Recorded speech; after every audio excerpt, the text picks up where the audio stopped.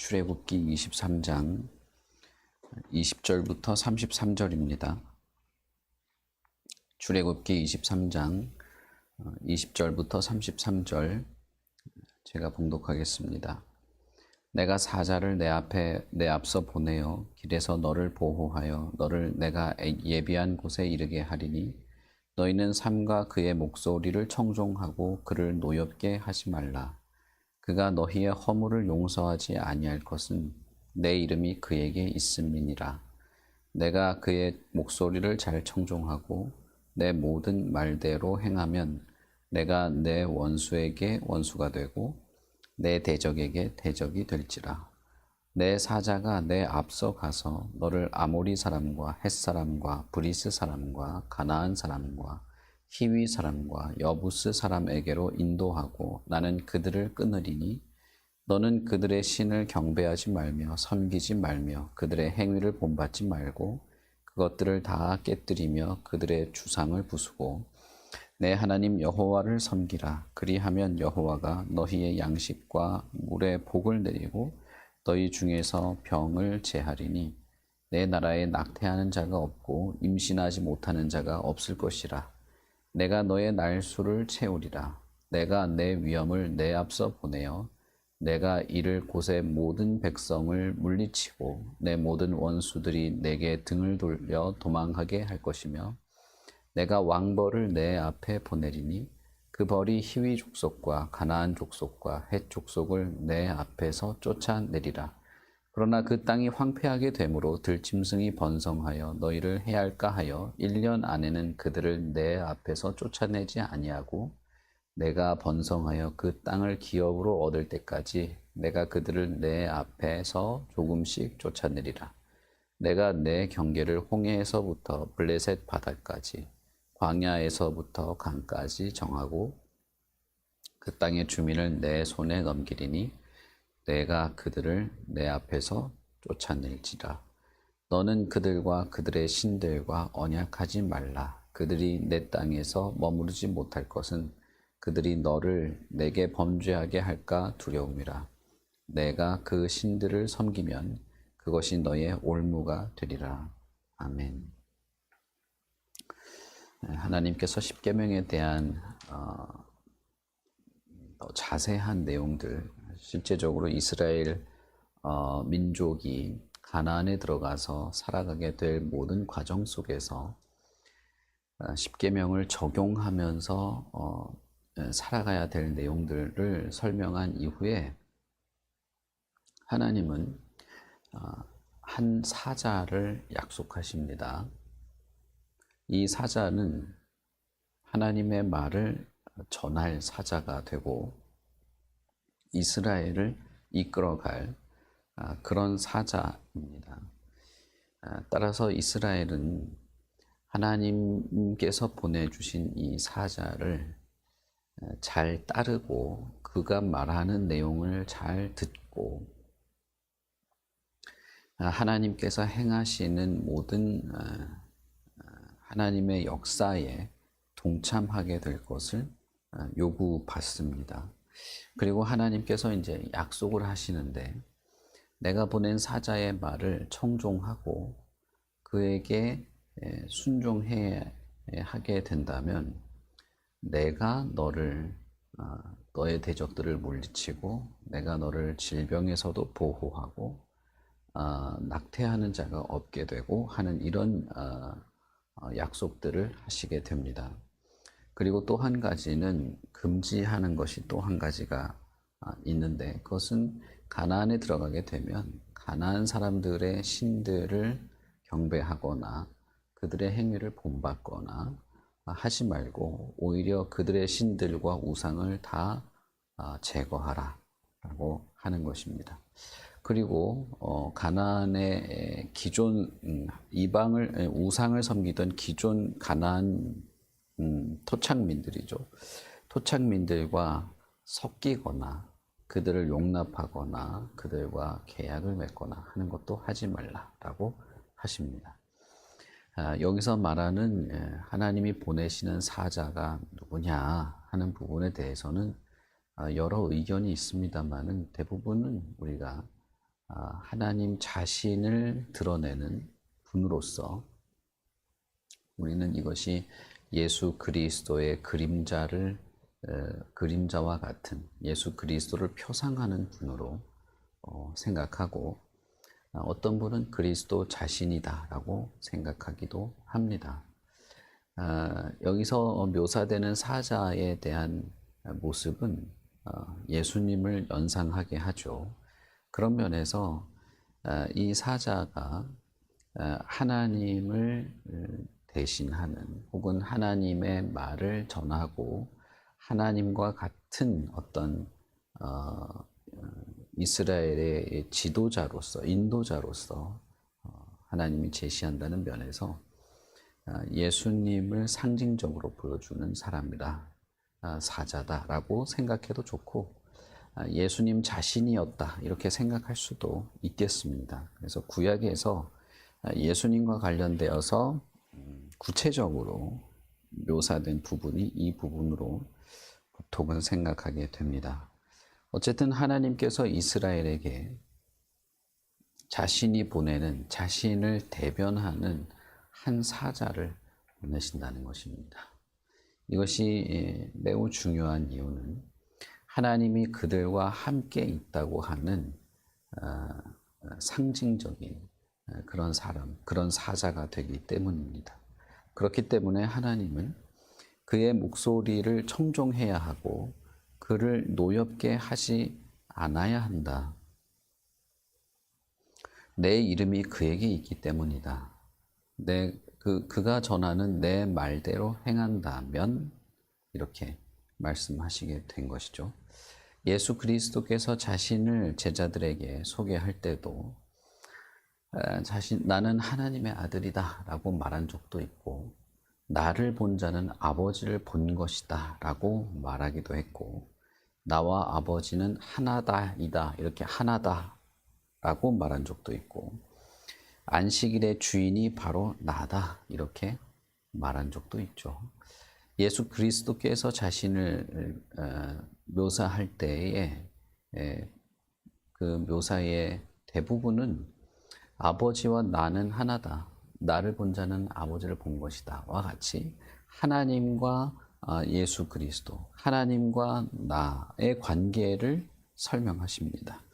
다시 말하면 예수님께서 제자들에게 내가 하나님이 너희들 앞에 보낸 바로 그 사자다라고 묘사한 것이죠. 그런 면에서 하나님은 베드로와 요한이 변화산에서 예수님을 보게 됐을 때 그 구름이 그 자신들을 뒤엎고 그 앞에서 들려오던 목소리를 듣게 됩니다. 변화산에서 예수님이 모세와 엘리야를 만나게 되죠. 그때 하나님께서 제자들에게 내가 참 사랑하는 아들이라 내가 기뻐하는 자인데 너희는 그의 말을 들으라 라고 말씀하십니다. 구약의 이 출애굽기의 내용을 거의 그대로 이렇게 한 것 같은 그런 장면인 것이죠.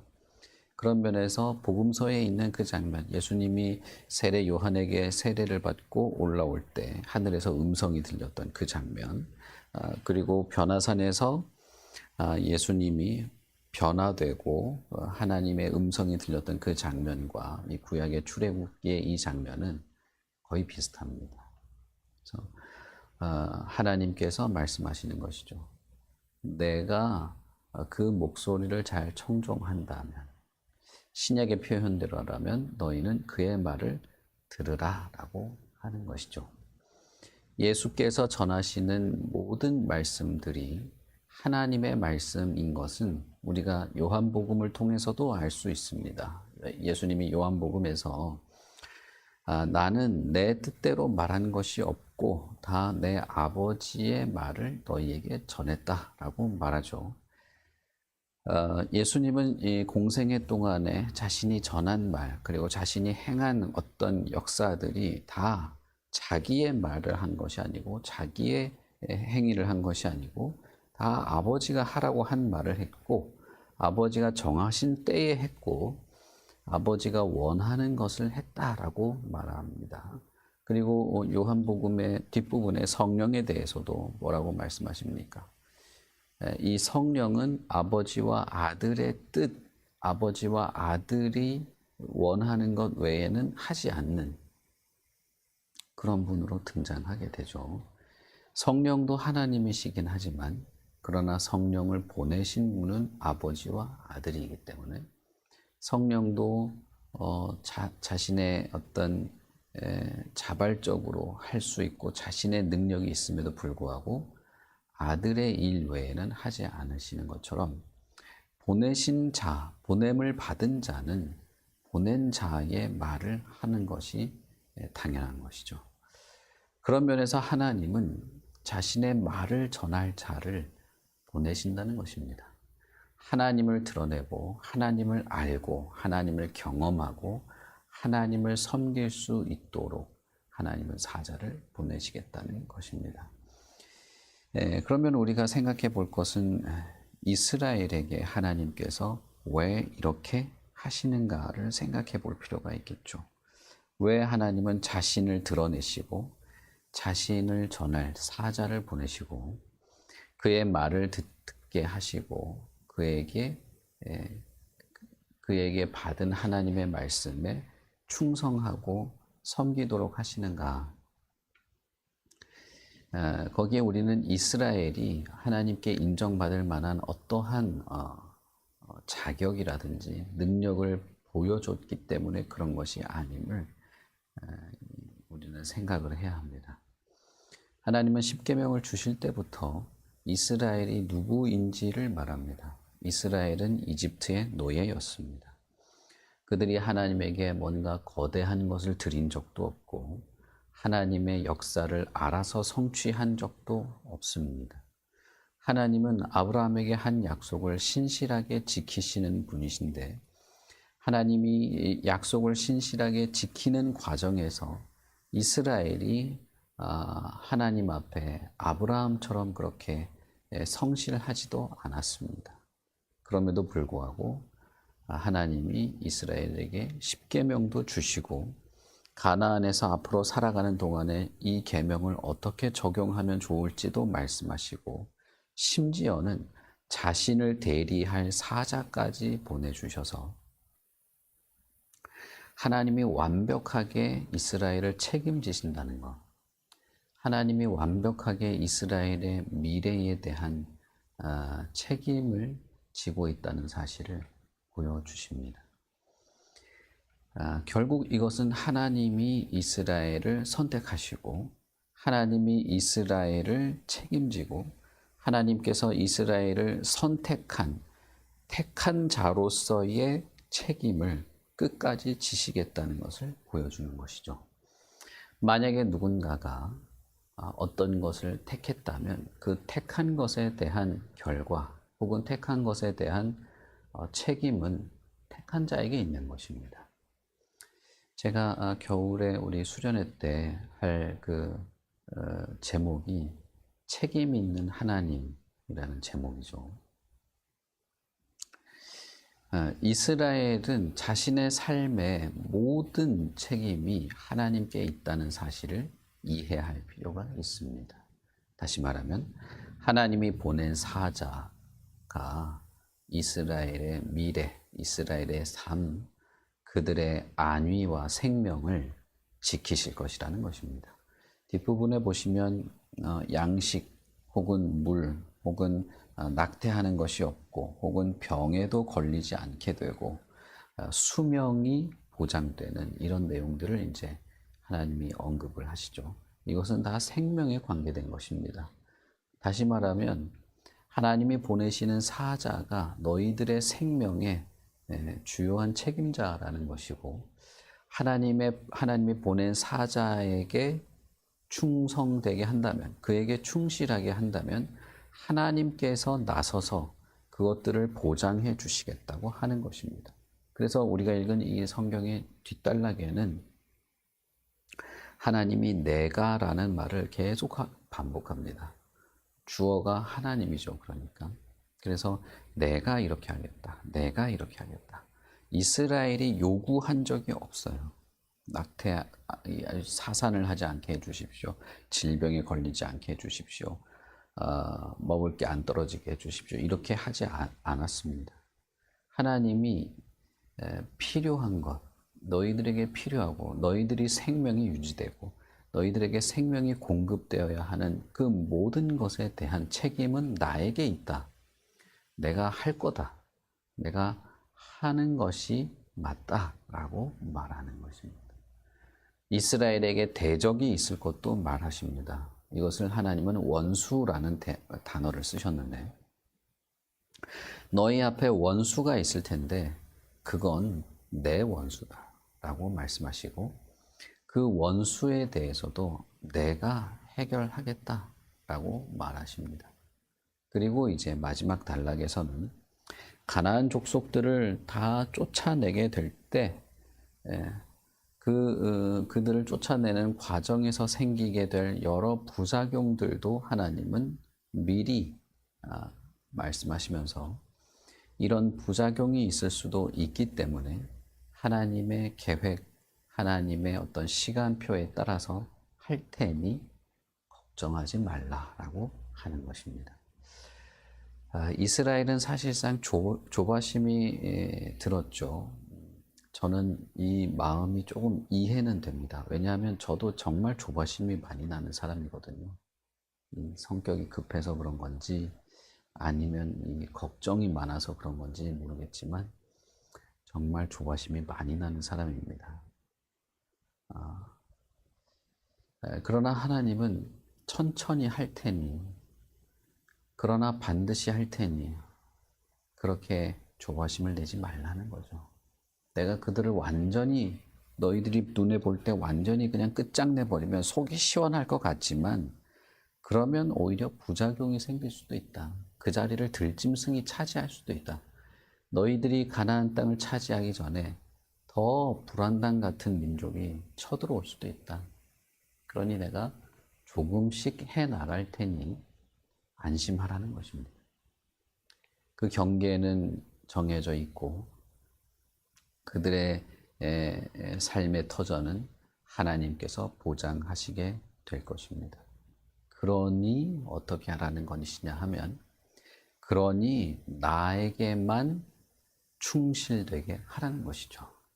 하나님의 말씀에 신뢰를 가지고 하나님을 믿고 확신하고 그에게 모든 것을 의지하고 조바심을 내지 말고 인내할 필요가 있는 것인데, 그렇게 하지 않고 내 기분 혹은 내 시간표, 내 마음에 빨리 되고 싶은 마음에 그들의 신과 언약을 맺는다든지 그들과 함께 섞인다든지 우상에게 빠지는 그런 일을 하지 말라라는 것입니다.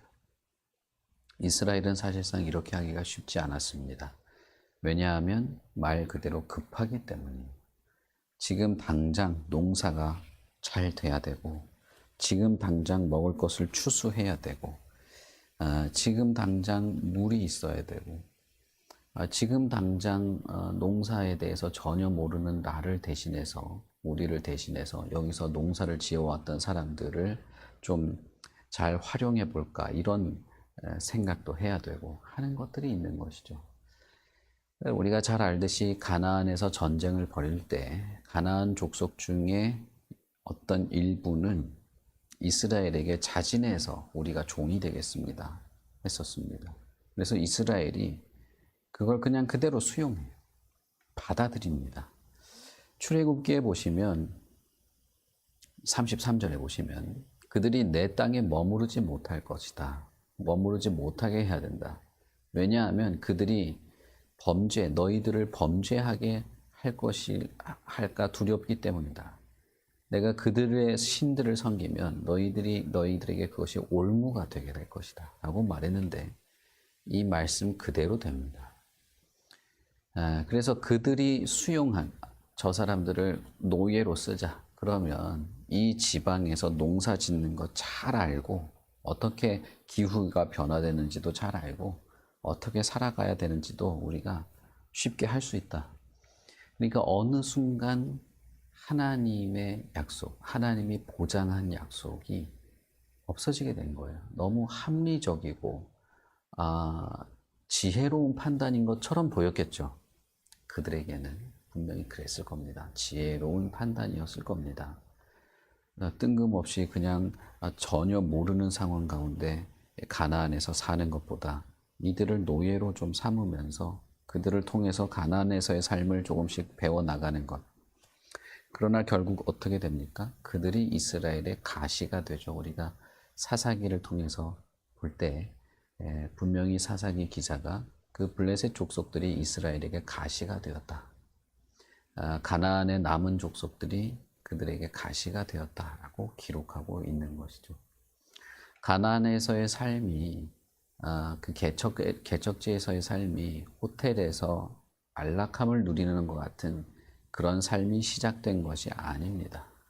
그들은 한 번도 해본 적이 없는 삶을 시작하게 되는 것이고, 가나안에서의 삶은 낯설기도 하고 실패와 실수도 반복되기도 하고 원하는 만큼 신속하게 뭐가 되지도 않을 수 있는 것이죠. 그러나 그럼에도 불구하고 하나님을 신뢰하고 인내하는 것이 필요한 것입니다.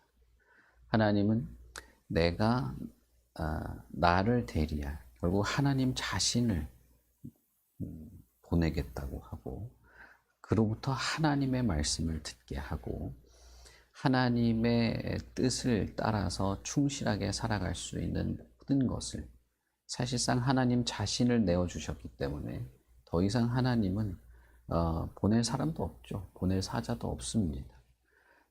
그렇게 하나님의 말씀에 충실하도록 하십니다. 하나님은 모든 것을 준비하고 계획하고 이끌어 가시겠다고 말씀하셨고, 그리고 그 과정에서 인내하며 하나님의 책임에 의지하도록 하십니다. 그것이 가나안에 들어가게 되면 이스라엘이 지켜야 할, 그리고 가나안에 가는 과정도 이스라엘이 해야 할 삶의 기준이 되는 것입니다. 이것은 저와 여러분들에게도 여전히 비슷한 것이어서 예수 그리스도를 통해서 우리에게 전달되는 하나님의 말씀과 교훈, 그리스도 안에서 더 풍성하고 더 온전하게 이해되는 십계명의 모든 내용들, 그리스도의 교훈과 가르침들을 우리는 충실해야 할 필요가 있습니다. 하나님이 우리를 택하신 것이 맞다면 하나님은 우리에게도 사자를 보내신 것이죠. 예수 그리스도 안에서 우리야말로 하나님이 주신 계명을 바르게 지킬 수 있고, 예수 그리스도 안에서 우리야말로 하나님께 모든 것을 맡기고 하나님께 충실할 수 있는 그런 사람이 되는 것입니다. 때때로 우리는 조바심이 들 때도 있습니다.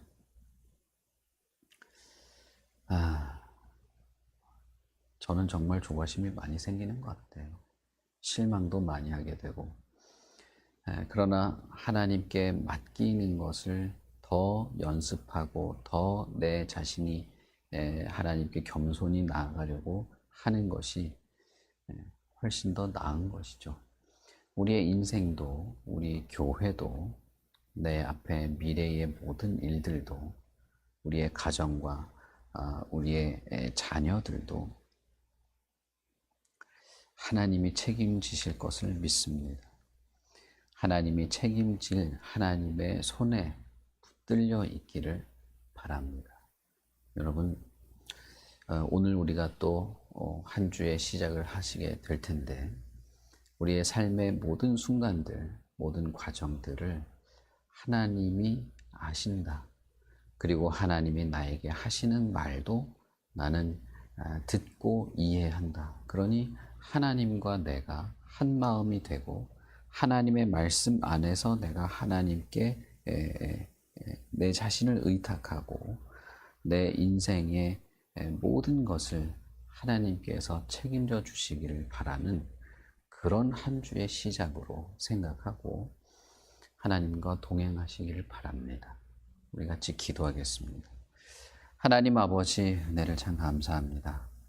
이스라엘이 무엇이길래 하나님께서 이렇게까지 많은 설명과 하나님 자신의 약속을 하십니까?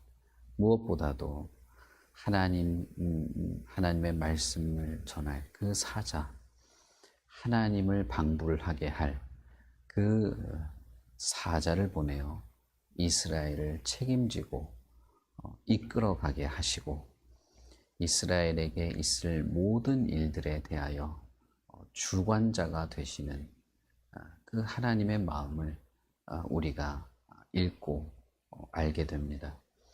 하나님이 택한 백성에게 이렇게 하시는 분이시라면 예수 그리스도 안에서 택함을 받은 우리를 하나님이 이렇게 돌보실 줄 믿습니다.